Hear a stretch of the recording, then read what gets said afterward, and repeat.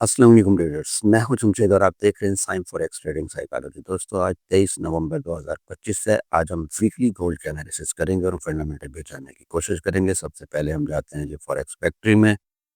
Data देखते हैं जी। 25-24 नवंबर से ये शुरू होगा। 24 नवंबर को जी क्या है, हाई इम्पैक्ट न्यूज़ कोई भी नहीं है। 25 नवंबर को यूएसडी से रिलेटेड 6:30 पर हाई इम्पैक्ट न्यूज़ है। मीन्स कि हम हर दफ़ा यही कहते हैं कि आप न्यूज़ के टाइम अगर ट्रेड ना लिया करें तो अच्छा है। सेकंडली ये मीडियम इम्पैक्ट भी है इसमें। 8 बजे मीडियम इम्पैक्ट 1, 2, 3 है। मतलब कि 25 नवंबर को मीडियम इम्पैक्ट के बारे में मैं ख़ास तौर पर आपको यही बात करता हूँ कि आप कोशिश किया करो कि मीडियम इम्पैक्ट न्यूज़ पर आप ट्रेड एक्टिव किया करो। इसका वे देख लिया करो, जिस साइड पे चलती है उसी साइड पे ही जाती रहती है और स्लो स्लो जाती है। अगर आपको एक भी ट्रेड मिल जाती है तो बहुत ज़्यादा प्रॉफिट आपको हो सकता है। सेकंडली हम जाते हैं जी नवंबर 26 नवंबर को। 26 नवंबर से रिलेटेड जी इसमें है जी 6 यूएसडी से रिलेटेड ये है जी 6:30 पर हाई इम्पैक्ट भी है और साथ मीडियम इम्पैक्ट भी है। उसके बाद फिर और भी है। मतलब कि ये टेंटेटिव है, इसको हम काउंट नहीं करेंगे, लेकिन ये भी हो सकता है, देखना है। ठीक है, इसके बाद से चलते हैं 27 नवंबर को bank holiday USD. Bank holiday के बारे में मैं आपको बता दूं कि मार्केट वन साइडेड जाएगी जैसे ही वो अच्छी तरह लो लगा ले और उसके बाद आपने बाय कर लेनी, या हाई लगा ले तो फिर आपने सेल कर ले, फिर वो वहां जाके रुक जाएगी। हाई लो का मतलब ये है कि किसी भी डिमांड जोन या सप्लाई जोन तक पहुंच जाए तो आपने ट्रेड एक्टिव कर देनी है रिवर्सल। तो आपको प्रॉफिट बहुत ज़्यादा हो जाएगा जी। देखते हैं जी 28 नवंबर, मेरे ख्याल से, हाँ जी 28 नवंबर की से रिलेटेड कोई भी नहीं है। ठीक है जी, चलते हैं वापस ट्रेडिंग व्यू पर सबसे पहले जी इंडिकेटर्स हम सारे रिमूव करते हैं। टाइम फ्रेम हम अपना वीकली एनालिसिस करने जा रहे हैं तो वीकली ही लगाएंगे। इसको हम जी सबसे पहले लो और हाई को मार्क कर लेते हैं। लेकिन ये बेरिश कैंडल बनी हुई है, यहाँ देखें। ये जो बेरिश कैंडल जो साइन है, ये इसका कोई अच्छा साइन नहीं है। इसके बारे में मैं आपको बताता हूँ। ये जो हमारी सपोर्ट हो गई और ये वीकली रेजिस्टेंस हो गई। इसका कलर चेंज कर देते हैं। ये रेजिस्टेंस है एक्चुअली। उसके बाद पिवट पॉइंट, इस टाइम मार्केट बिल्कुल पिवट पॉइंट पर है। इसका कलर हम ब्लू कर लेते हैं। पिवट पॉइंट से, हाँ पिवट पॉइंट पर ही है। मीन्स के अनडिसाइडेड कैंडल ये बनी है। मार्केट ऊपर भी जा सकती है और नीचे भी जा सकती है। इसके लिए हमें क्या करना होगा, आगे की ट्रेडिंग स्ट्रेटेजी बनाते हैं। डे वन के टाइम फ्रेम में जाएंगे। डे वन के टाइम फ्रेम में सबसे पहले हमें क्या चाहिए, हमें चाहिए जी डिमांड जोन। डिमांड जोन जो है इस एरिया में सिर्फ ये है, जो कि इसको मार्क कर लेते हैं। प्रीसाइज साइज भी इसको कर लेंगे कि हमें ट्रेड कैसे लेनी है। ये बहुत बड़ा है। लिक्विडिटी स्वीप को हम और रीड कर रहे हैं। ठीक है, 39, 96, 38 पूरा $100 की लिक्विडिटी स्वीप यहाँ तो की हुई है, लेकिन फिर भी हम देखेंगे इसको। ठीक है, उसके बाद जो हम लगाते हैं सेकंड डिमांड जोन जो हमारे पास है, ये है, ये रहा। ये भी ऐसे बन रहा है कुछ, लेकिन हम ट्रेडिंग स्ट्रेटेजी बनाने के लिए इसको हम चेंज करेंगे। ये देखिए, ये फ्री साइज करके इसको बिल्कुल स्ट्रक्चर के ऊपर ले आएंगे ताकि हमें आसानी हो ट्रेड एक्टिव करने में। जाएंगे H4 में। H4 में जाने के बाद ये रहा जी हमारे पास कौन सा डिमांड जोन आता है और कौन सा। इससे हट के हम जाते हैं H1 में। क्लियर हमें जो नज़र आएगा हम उस पर ट्रेड एक्टिव करेंगे। ठीक है जी, ये रहा जी डिमांड जोन भी हमें मिल चुका है। लास्ट डिमांड जोन भी है और प्रीसाइज भी सही तरह से हो जाएगा। ये इधर और इधर। मैं इसको थोड़ा सा बड़ा करके दिखाता हूँ आपको।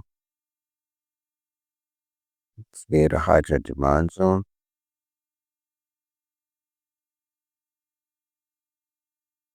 ये है जो डिमांड, ऑर्डर ब्लॉक भी साथ है। इसको हम मार्क करते हैं, हॉरिजेंटल लाइन लगा देते हैं।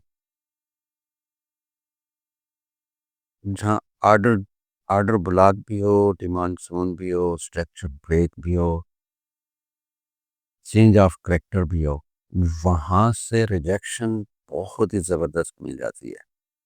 तो यहाँ भी कुछ ऐसा इसमें सिनेरियो बना हुआ है। अच्छा जी, ये हमने लगा दिया है 39, 43, 39, 27, सिर्फ 10 पॉइंट्स, 10 पॉइंट्स का मूव है इसका। बल्कि कि यहाँ भी आ सकता है, लेकिन ये ऑर्डर ब्लॉक को हम साथ मार्क कर रहे हैं इसलिए, ताकि ऐसा कहीं भी आपको ट्रेड मिले यहाँ से रिजेक्शन फौरी हो जाएगी। अच्छा अच्छा, एक तो आ गया हमारे पास ये, और सेकंड हम इसे ड्रॉ करते हैं। इसको देखते हैं ये क्या सिनेरियो बनाते हैं। इसका एरिया कुछ यूं बन रहा है जी, लिक्विडिटी स्वीप ये रहा।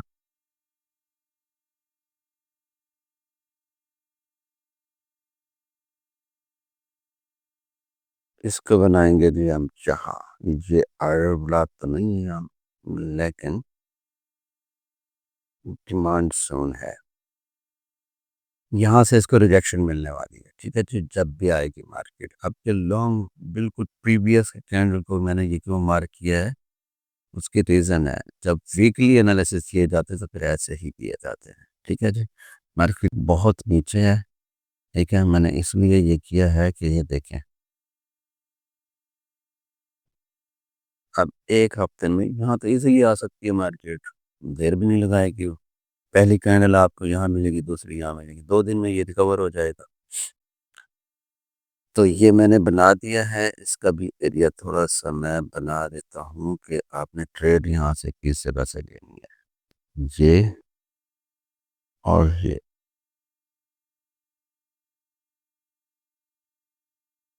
इसको भी मार्क कर लेते हैं। इनके ऑर्डर ब्लॉक बन गया, ऊपर से जो लगे हैं ये मैं इनको हटा देता हूँ।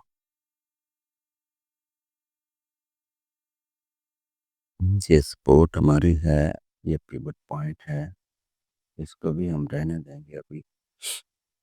अच्छा जी, अब है जी मार्केट, देखा जाए तो रेंज बाउंड है। H4 में जब हम जाते हैं तो मार्केट एक ही सिनेरियो, एक ही एरिया में ये मूव कर रही है, मीन्स के पिवट पॉइंट को भी रिस्पेक्ट नहीं दे रही। और इसका भी मैं ये बना देता हूँ,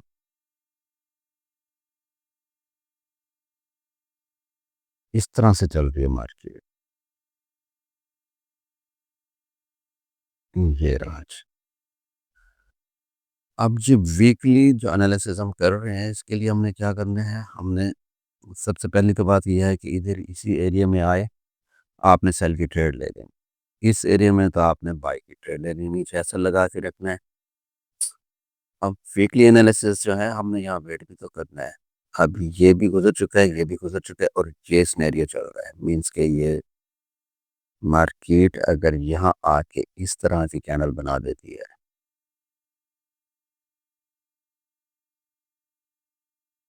ये कैंडल ऐसे ब्रेक कर देती है। ठीक है, तो आपने इसके रिटेस्ट पर ट्रेड लेनी। ये सबसे पहले आपने ये प्राइस देखने होते हैं, ये किस प्राइस से रिजेक्शन मिल रही है और किस प्राइस से मैंने ट्रेड एक्टिव करनी है। ये बाद में भूल जाना कोई फ़ायदा नहीं होता वीडियो देखने का भी, ना ही एनालिसिस करने का। अब ये प्राइस कौन से है, 41, 34, 41, 34 को जैसे ये क्रॉस करे, मीन्स के 39, 41, 50, 41, 60 पर जाके H4 की कैंडल क्रॉस कर दे और क्लोज कर दे। क्लोज करने के बाद आपने इसके रिटेस्ट पर बाय करनी है, और ये आपको ऊपर के हिस्से पे मिलेगा, मीन्स के सेकंड सेक्शन, ये है नेक्स्ट वाला। ठीक है जी। अच्छा जी, अब ऐसे ही सिनेरियो बनना है नीचे की तरफ। नीचे भी बिल्कुल यही सिनेरियो रहेगा कि मार्केट अगर यहाँ आती भी है, अब ये इस एरिया में तो नहीं आई, अगर आ भी जाती है तो यहाँ आपको एक कैंडल शो कराएगी। उसका जो कलर होगा वो क्या होगा, रेड। अब जैसे ये नीचे क्लोज कराती है मार्केट तो आपको पता लग जाएगा कि ये स्ट्रक्चर ब्रेक हो चुका है। तो फिर आप क्या करेंगे, फिर इसके रिटेस्ट पर इसका रिटेस्ट आने देंगे, फिर से कैंडल बनेगी H1 में, टाइम फ्रेम फ़ौरन चेंज कर लेंगे। H4 में जाने के बाद इसको क्लोजिंग के बाद फिर आपने H1 में बैठना होता है। वो बैठते ही आपका फर्स्ट टारगेट ये होगा, ये छोटा सा टारगेट नहीं है, मैंने कंज्यूम किया हुआ है इस चार्ट को। सेकंड आपका ये होगा, लेकिन मैं आपको बता भी देता हूँ ये कितना फ़र्क है इसमें और इसमें। ये देखिए, ये है जी 4000 का और नीचे है जी 3930 का, मतलब कि 70 पॉइंट्स। ठीक है जी, ये सिनेरियो इस टाइम बना हुआ है, वीकली एनालिसिस कर लिए हैं कि आपका, हाँ, अगर ऊपर की जानिब देखा जाए तो आप वीकली जो है वो आपको रेजिस्टेंस भी मैं आपको बता देता हूँ, क्योंकि वीकली में ये रेजिस्टेंस मैंने पहले से ही लगा दिया है, मुझे बताने की ज़रूरत ही नहीं है, मैंने टारगेट बना कर दे दिया आपको। ये है इसने, मार्केट यहाँ भी आ सकती है 42 46।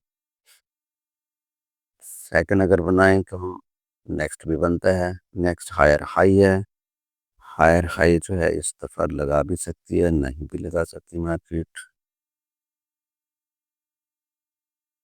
ये वाला।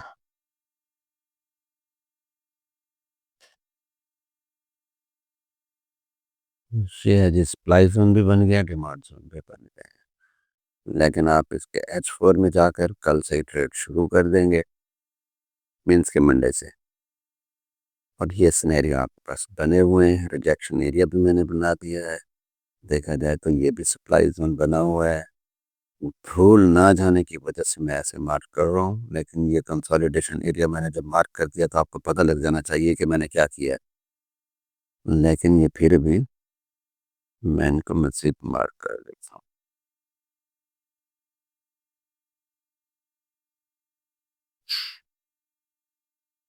ये लो जी, इसका कलर मैं ग्रीन कर देता हूँ।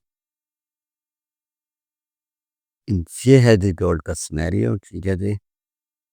तब तक के लिए इजाज़त दीजिए, अपना ख्याल रखिएगा, अल्लाह हाफिज़।